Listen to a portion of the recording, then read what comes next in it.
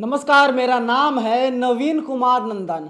हमारे देश में जितनी भी समस्याएं हैं, असल जिम्मेदार कौन है? आपको लगता होगा सिस्टम जिम्मेदार है, आपको लग रहा होगा सरकार जिम्मेदार है, लेकिन नहीं, आप बिल्कुल गलत हैं। मैं ऐसा इसलिए कह रहा हूं क्योंकि मैं आपको जो फैक्ट एंड फिगर दूंगा उससे आपको पता चल जाएगा सरकार और सिस्टम नहीं बल्कि मीडिया जिम्मेदार है। देश अगर बर्बाद हो रहा है तो मीडिया जिम्मेदार है। देखिए, कुछ दिनों पहले शाहरुख नाम के एक व्यक्ति ने अंकिता नाम की लड़की पर पेट्रोल डाल दिया और अंकिता को जिंदा जला दिया और अंकिता की मौत हो गई। अंकिता की मौत होने के बाद में अलग अलग तस्वीरें सामने आने लगी और कहा जाने लगा लव जिहाद मुसलमान ने यानी शाहरुख ने किया था। बीजेपी के तमाम ऐसे नेता हैं अब जो झारखंड पहुंच रहे हैं क्योंकि वहां पर हिंदू मुसलमान करने का इन बीजेपी नेताओं को अच्छा खासा मौका मिल जाएगा, इसलिए बीजेपी के तमाम नेता वहां पहुंच रहे हैं। देखिए, निशिकांत दुबे हैं, बीजेपी के बड़े नेता हैं। इन्होंने ट्वीट किया है, इन्होंने लिखा अंकिता के परिवार वालों से मिलने हम लोग दुमका आ रहे हैं। मनोज तिवारी को टैग किया है, कपिल मिश्रा को टैग किया है। तो वहीं दिलीप मंडल लिखते हैं दुबे, मिश्रा, तिवारी तीनों को तो मैं निजी तौर पर जानता और पहचानता हूं, ये चौथा कौन है? 4 लोगों की टीम है जो राष्ट्रीय राजधानी दिल्ली से झारखंड पहुंच रही है। झारखंड इसलिए जा रही है क्योंकि वहां के मुख्यमंत्री हेमंत सोरेन हैं, वो जेएमएम से हैं, झारखंड मुक्ति मोर्चा से आते हैं, इसीलिए वहां पर बीजेपी की सरकार नहीं है और ये बीजेपी के चारों नेता जाकर के जहर बोएंगे। सही सुना आपने, जहर उगलने का काम ये लोग वहां पर करेंगे। ऐसा नहीं है कि झारखंड में ही ऐसे मामले हुए हैं। रांची से खबर आई है, झारखंड की बेटी अंकिता की चिता की आग अभी सुलगी भी नहीं थी। झारखंड के चतरा जिले से दूसरा एक तरफा प्यार में लड़की पर एसिड अटैक करने का मामला सामने आ गया है। 17 साल की नाबालिग लड़की है जिसका नाम काजल है और जो लड़का है, लड़के का नाम संदीप है। और लोगों का कहना है कि संदीप नाम का जो आरोपी युवक है वह काजल से लंबे समय से प्यार करता था और काजल के घर में 5 तारीख को पहुंच गया। 5 अगस्त को पहुंच करके 2 लोगों पर एसिड से अटैक कर दिया, तेजाब फेंक दिया। काजल को दिल्ली लाया गया है इलाज के लिए, लेकिन आप लोग सोचिए, काजल के घर पर ये चारों नेता बीजेपी के नहीं पहुंचेंगे क्योंकि वहां का जो आरोपी है संदीप का नाम हिंदी अल्फाजों से है, उर्दू अल्फाजों से नहीं है। उर्दू अल्फाजों से नाम तो शाहरुख का है, इसीलिए बीजेपी के चारों नेता वहां पहुंच रहे हैं। अंजना ओम कश्यप का हल्ला बोल हो रहा है, चित्रा त्रिपाठी का दंगल हो रहा है। अलग अलग जो चैनल्स हैं वे इस मुद्दे को उठा रहे हैं, किसको? अंकिता और शाहरुख वाले को। लेकिन काजल और संदीप वाले मामले को लेकर के गोदी मीडिया चुप है। इसीलिए मैं बार बार कह रहा हूं, देश में जो भी गलत काम हो रहा है, हमारा देश भारत कभी सोने की चिड़िया कहलाती थी, लेकिन इसी देश को इन लोगों ने लूट लिया और जिनमें सबसे महत्वपूर्ण भूमिका गोदी मीडिया की रही है। गोदी मीडिया आज भी देश के जो मुद्दे हैं उन मुद्दों को नहीं उठा रहा है, इसी की वजह से देश बर्बाद हो रहा है। और दूसरी घटना देख लीजिए, दिल्ली से सामने आज आई है। दिल्ली में हिंदू लड़की से एक मुसलमान लड़का लंबे समय से प्यार करता था और इसके बाद लड़की बार बार मना करती थी, कह रही थी तुम मुसलमान हो, मैं तुमसे बात नहीं करूंगी। डीसीपी जो है साउथ दिल्ली की, उन्होंने कहा 2-3 महीनों से लड़के और लड़की के बीच में यानी अमानत और लड़की जो है संगम विहार की, उनके बीच बातचीत नहीं हो रही थी। अमानत जो है 5 दिन पहले लड़की को गोली मार देता है। लड़की को इलाज के लिए दिल्ली के एम्स अस्पताल में भर्ती करवाया गया है जहां पर उनकी स्थिति नाजुक बनी हुई है, लेकिन गोदी मीडिया इस खबर को प्रमुखता से चला रही है।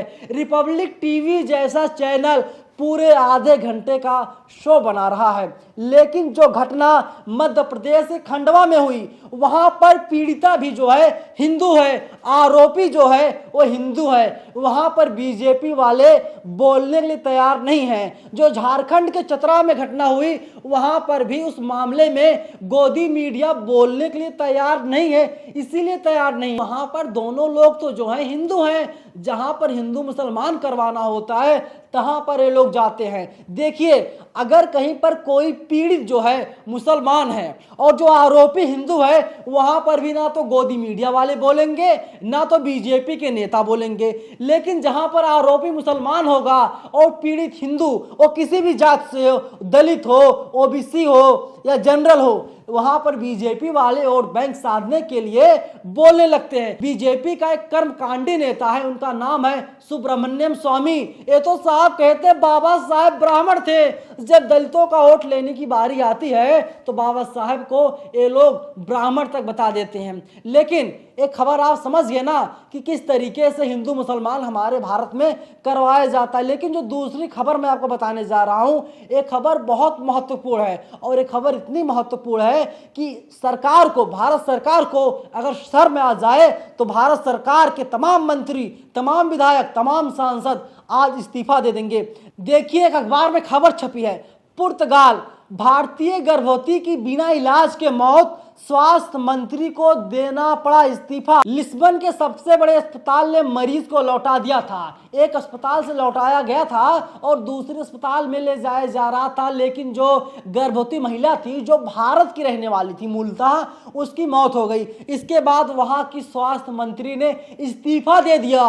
उन्होंने कहा मेरी नैतिक जिम्मेदारी है। उन्होंने अपनी नैतिक जिम्मेदारी लेते हुए इस्तीफा दे दिया। उन्होंने कहा कि हमारी नैतिक जिम्मेदारी बनती है, अगर हमारे देश में किसी ऐसे लोगों की मौत हो जाती है जिसका जिम्मेदार सीधे सीधे हम हैं, और हम अपनी जिम्मेदारी लेते हैं, और मैं अपने पद से इस्तीफा दे रही हूं। लेकिन देखिए दोस्तों, हो क्या रहा है। अनुराग द्वारी ने ट्वीट करते हुए लिखा है, अनुराग द्वारी जो हैं एनडीटीवी के रेजिडेंट एडिटर हैं, इन्होंने लिखा है, husband of A pregnant women carried her to hospital on a push cart for want of ambulance in Damoh. Kailash Ahirwal reached the local government run Arogya Kendra after 2 kilometers journey. There was no doctor or nurse there. बताइए, वहाँ पर आरोग्य केंद्र खोला गया है, वहाँ पर पहुंच जाते हैं, इसके बाद में वहां पर इलाज नहीं मिलता है। देखिए, अनुराग द्वारी आगे हिंदी में लिखते हैं, यहाँ कोई इस्तीफा नहीं देगा, ये बेशर्मों का देश है। 5 साल का बच्चा आरोग्य केंद्र पहुंच गया, लेकिन उसे देखने कोई डॉक्टर नहीं पहुंचा। मां की गोद में उसने दम तोड़ दिया। नरेंद्र मोदी, मनसुख मांडविया, शिवराज सिंह चौहान, ये है आपका विकास का मॉडल। आरपी चौधरी, ये आपका ही विभाग है ना। सोचिए क्या हो रहा है भारत में। लेकिन किसी की नैतिक जिम्मेदारी नहीं है। लेकिन सबसे बड़ा सवाल वहीं पर आकर रुकता है, और सबसे बड़ा सवाल उन्हीं लोगों से पूछा जाना चाहिए जो नोएडा फिल्म सिटी में बैठे हुए हैं। नोएडा फिल्म सिटी में सरकार नहीं बैठी हुई है, नोएडा फिल्म सिटी में बैठे हुए देश के तमाम बड़े बड़े एंकर और टीवी के अदाकाराएं। इन लोगों के मुंह में दही जम जाता है, इन लोगों के आंखों पे पट्टी बस जाता है, इन लोगों के मुंह पर टेप लग जाता है। ये लोग कुछ नहीं बोल पाते।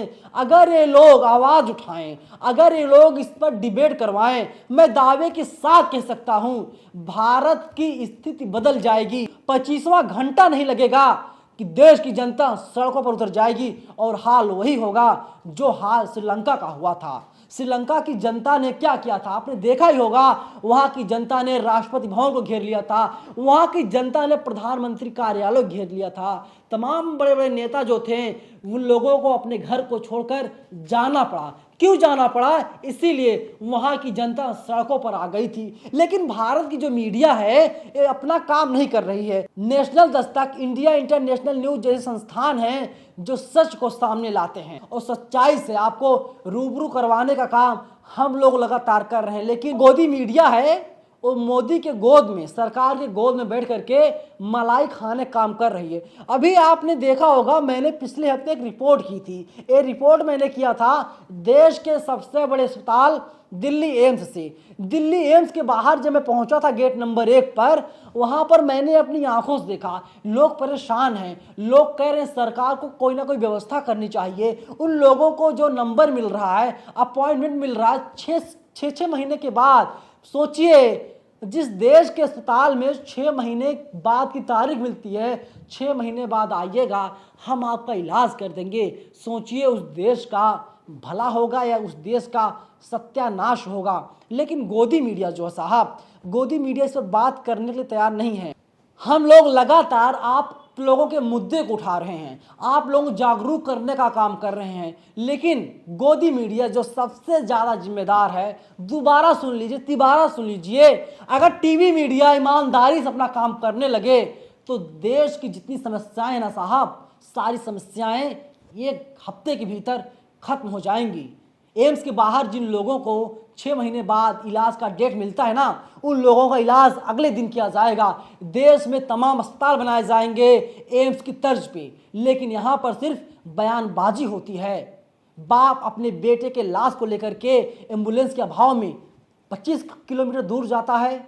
यहाँ पर सिर्फ हिंदू मुसलमान किया जा रहा है, बीजेपी वाले सिर्फ हिंदू मुसलमान करवा रहे हैं। एनसीआरबी के जो आंकड़े हैं वो ग्राफ बताता है देश में किस तरीके से अपराध बढ़ रहा है, लेकिन सरकार ध्यान नहीं दे रही है। सरकार से ज़्यादा दोषी गोदी मीडिया है। गोदी मीडिया को ईमानदारी से काम करना चाहिए। अगर टीवी मीडिया ईमानदारी से काम करने पर आ जाए तो 24 घंटे के भीतर ही देश की स्थिति बदल जाएगी, परिस्थिति बदल जाएगी। और जान लीजिए 1-2 महीने के बाद भारत फिर से सोने की चिड़िया कहलाने लग जाएगा। लेकिन गोदी मीडिया साहब सुधरने का नाम नहीं लेती। पूरी वीडियो पर आप लोगों की क्या राय है, आप लोग अपनी राय कमेंट बॉक्स में हमें जरूर बताइएगा। पूरा वीडियो देखने के लिए आपका बहुत बहुत धन्यवाद। नेशनल दस्तक की आपसे गुजारिश है कि अगर इसको बचाना चाहते हैं तो नेशनल दस्तक को सब्सक्राइब करने के लिए रेड कलर के सब्सक्राइब बटन को दबाएं, फिर बेल आइकन की घंटी दबाएं। नेशनल दस्तक को बचाने के लिए बहुत जरूरी है कि हर खबर को शेयर करें, लाइक करें, कमेंट जरूर करें।